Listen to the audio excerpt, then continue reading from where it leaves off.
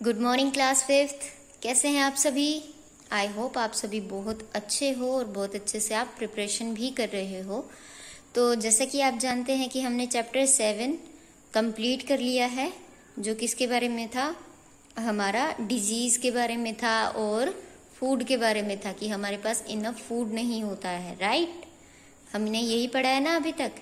अभी देखते हैं आज हम कौन सा चैप्टर शुरू कर रहे हैं। हम कर रहे हैं 9th चैप्टर, प्रोड्यूसिंग फूड। कौन सा चैप्टर कर रहे हैं? Producing food. ठीक है, देखिए इसमें सबसे पहले हमें क्या दिया है।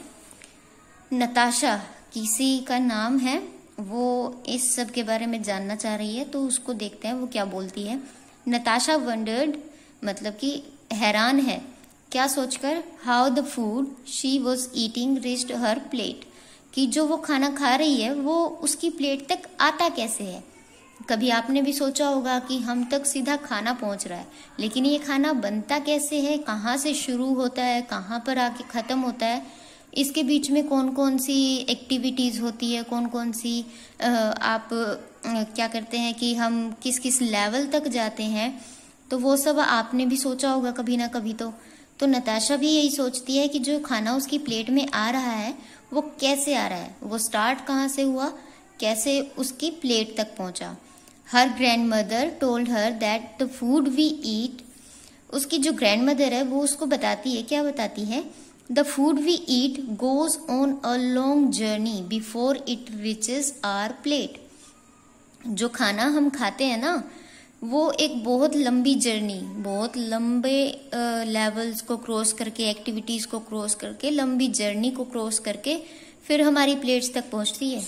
She explain the whole process to her, और वो फिर क्या करती हैं, जो उसकी ग्रैंड मदर है वो उसको पूरी प्रोसेस समझाती हैं। तो उन्होंने सबसे पहले क्या बताया, उन्होंने बताया प्रिपरेशन ऑफ सोइल, मतलब मिट्टी की तैयारी करना। मिट्टी की तैयारी मतलब मिट्टी जो खेतों में है उसको तैयार करना। ठीक है, सबसे पहले है प्लोइंग। प्लोइंग क्या होता है? प्लोइंग होता है the process begins with ploughing, मतलब प्लोइंग से ये प्रोसेस स्टार्ट होती है। The process of loosening, loosening मतलब ढीला करना, ढीला करना। अब वो कैसे करना है मैं आपको थोड़ी देर में बताती हूँ अभी। And turning the soil, turning मतलब उसको पलट देना, ढीला करना और पलट देना, इज कॉल्ड प्लोइंग। और इस प्रोसेस को क्या बोलते हैं? प्लोइंग बोलते हैं, loosening and turning the soil. ठीक है, this is done by a wooden और एन आयरन प्लो। वुडन या तो लकड़ी का होता है या फिर आयरन का होता है। प्लो जो जिससे हल बोलते हैं ना, हल, वो क्या होता है, या तो लकड़ी का होता है या फिर आयरन का होता है। ठीक है, animals are used to pull the plough in small fields. जो छोटे खेत होते हैं ना, जैसे 2 किले हो गए, 4 किले हो गए, छोटे छोटे खेत जो हैं वहां पर क्या यूज करते हैं, एनिमल्स को यूज करते हैं ताकि हल चला सकें। ओके, प्लोइंग के लिए किसको यूज करते हैं? एनिमल्स को। लेकिन प्लोइंग इन बिगर फील्ड, ज्यादा बड़े जब खेत होते हैं तो उनमें क्या किया जाता है, the ploughing in bigger field is done by tractors. तो वो किसके जरिए शुरू करते हैं? वो करते हैं ट्रैक्टर के जरिए। अब देखिए मैं आपको लूजनिंग एंड टर्निंग का पॉइंट बताती हूँ। ये क्या चीज है, देखिए इधर देखिए, इसके जो ये एनिमल्स है इनके पीछे क्या लगा हुआ है, ये बना हुआ है प्लो, हल बना हुआ है। ये क्या करते हैं कि इसको मिट्टी में रखते हैं, जो ऊपर वाली सतह होती है। यहाँ पे पहले कोई फसल उगी थी, अब इसका काम क्या है, यहाँ से जो मिट्टी ऊपर की तरफ थी उसके सारे न्यूट्रिएंट्स क्या होते हैं, जो फसल हमने काटी है ना उसके साथ चले जाते हैं। क्योंकि फसल कैसे उगती है, जमीन से या मिट्टी से सारे न्यूट्रिएंट्स लेती है और उसके बाद हमें क्रॉप प्रोडक्शन मिलता है ना।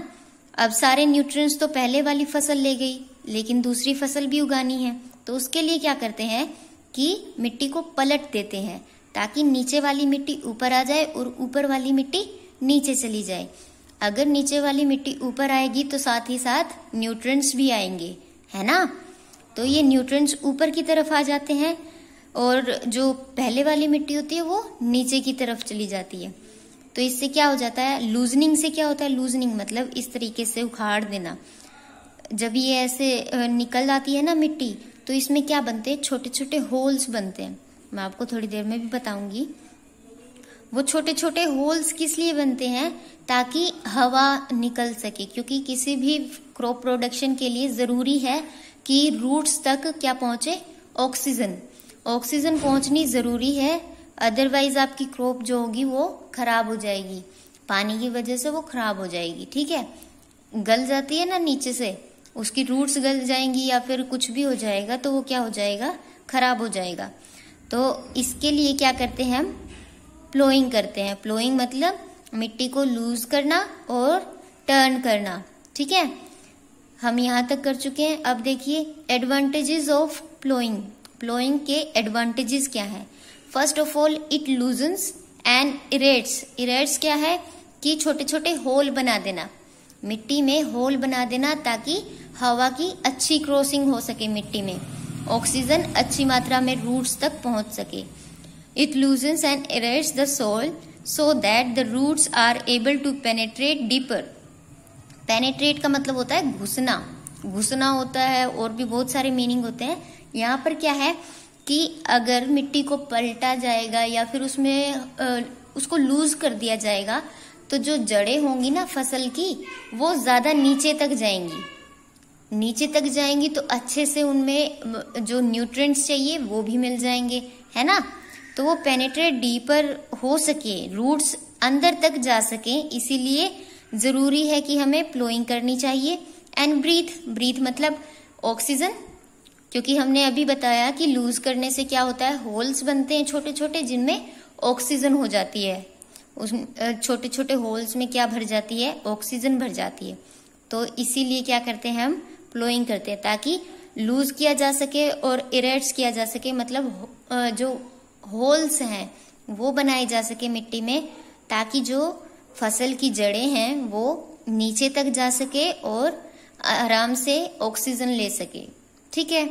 It brings nutrient rich soil to the top so that plant can use this nutrient. अभी मैंने बताया कि यहाँ पे जो फसल उगी थी, जो काट ली गई है, वो सारे न्यूट्रिएंट्स लेकर चली गई। अब हमें क्या करना है? नीचे वाली जो सॉइल है जिसमें न्यूट्रिएंट्स हैं उसको ऊपर लेकर आना है, और नीचे जो ऊपर पहले थी उसको नीचे लेके जाना है, क्योंकि उसके न्यूट्रिएंट्स खत्म हो चुके हैं। लेकिन जब वो नीचे चली जाती है ना, तो नेचर में अपने आप ऐसे गुण होते हैं, नेचर में कुछ ऐसी प्रोसेसेस होती हैं कि उस मिट्टी में दोबारा न्यूट्रिएंट्स ऐड हो जाते हैं, है ना। नेचर में बहुत कुछ होता है, इसीलिए हमें नेचर को बचाने की जरूरत है ना। इसीलिए क्या है कि न्यूट्रिएंट से भरी हुई जो नीचे वाली जमीन थी उसको ऊपर ले आए, ताकि क्या हो सके? Plants can use this nutrients, और उन न्यूट्रिएंट्स को यूज करके क्रॉप प्रोडक्शन हो सके। अभी थर्ड देखिए, it helps in growth of micro organism. Micro organism मतलब छोटे छोटे जीव जो मिट्टी में मौजूद होते हैं लेकिन हमें कभी दिखाई नहीं देते। क्यों? क्योंकि वो बहुत छोटे होते हैं, है ना। And worms. वॉर्म्स क्या होते हैं? जो कीड़े होते हैं जमीन में, जैसे कि अर्थ वॉर्म होता है। अर्थ वॉर्म क्या होता है? केंचुआ, है ना। केंचुआ मिट्टी को उपजाऊ बनाता है ना। उपजाऊ मतलब फर्टाइल, है ना। फर्टाइल मतलब होता है उपजाऊ, जिससे क्या होता है? फसल बहुत अच्छी उगती है। उपजाऊ का मतलब हो गया हेल्दी। एक तरह से मिट्टी अगर हेल्दी होगी, उपजाऊ होगी, तभी हमारी फसल जो होगी वो बेस्ट आउटपुट देगी। ठीक है। वॉर्म्स यानी कि कीड़े जो हमारी जो सॉइल में होते हैं, जैसे अर्थ वॉर्म होते हैं। And it helps the growth of microorganism and worms in the soil that adds humus to soil. Humus क्या होता है? जो पत्तियां गिर जाती है ना, फसल की बहुत सारी पत्तियां गिर जाती है, या फिर कोई एक्स्ट्रा चीजें जो हम क्या करते हैं, जैसे डाल देते हैं, या फिर जैसे क्या बोलते हैं उनको, कि खरपतवार उग जाते हैं, अनवांटेड जो सीड्स होते हैं, अनवांटेड प्लांट्स होते हैं, उनको क्या करता है? ये छोटे छोटे कीड़े जो होते हैं खा जाते हैं, और ये क्या करते हैं? फिर इसको ज्यादा न्यूट्रिएंट्स देते हैं, इसको न्यूट्रिएंट्स देते हैं, और इससे क्या हो जाता है? It maintains the fertility. और ये क्या करते हैं? फर्टिलिटी को मेंटेन करते हैं। जो भी ह्यूमस से बनता है ना, मतलब कि कीड़े किसी भी एक्स्ट्रा पत्ती को खाते हैं या फिर किसी अनवांटेड प्लांट को खाते हैं तो उससे क्या बनता है, कुछ न्यूट्रिएंट्स बनते हैं, वो भी क्या करते हैं फिर फर्टिलिटी को ऐड करते हैं। फर्टिलिटी मतलब उपजाऊ शक्ति, यानी कि अच्छे से फसल उगेगी अगर मिट्टी हेल्दी होगी तो, ठीक है। उसके बाद देखिए, आज एक काम करते हैं, इतना ही करते हैं, इसके बाद मैं कल आपको लेवलिंग से करवाऊंगी, ठीक है, वरना चलिए लेवलिंग से मैं फिर आपको कल करवाऊंगी। आज के लिए आपका इतना ही है। आपको बहुत सारे वर्ड्स मिल गए हैं जिनका आपको मीनिंग लिखना चाहिए, अच्छे से इनको याद करना चाहिए, जैसे कि फ्लोइंग हो गया, लूजनिंग एंड टर्निंग हो गया, और क्या करते हैं कि स्मॉलर फील्ड्स में हम किस तरह के से फ्लोइंग करते हैं, बिगर फील्ड्स हैं उनमें किस तरह से फ्लोइंग करते हैं, ठीक है। आपको इन जो मेन वर्ड्स हैं जैसे लूजन्स है, इरेट्स है, या फिर माइक्रो ऑर्गेनिज्म है, वॉर्म्स है, इनके बारे में आप लिख सकते हो, ठीक है। फर्टिलिटी क्या होती है, आप इस तरीके से इनको अच्छे से पढ़ना, ठीक है। ये आपके चैप्टर की स्टार्टिंग है, इससे पहले आप प्लीज अपना पीछे वाला सारा काम कंप्लीट कर लेना, अदरवाइज आपके ऊपर बर्डन हो जाएगा, ठीक है। ओके, तो आप आज इतना ही कीजिएगा। Okay, thank you class.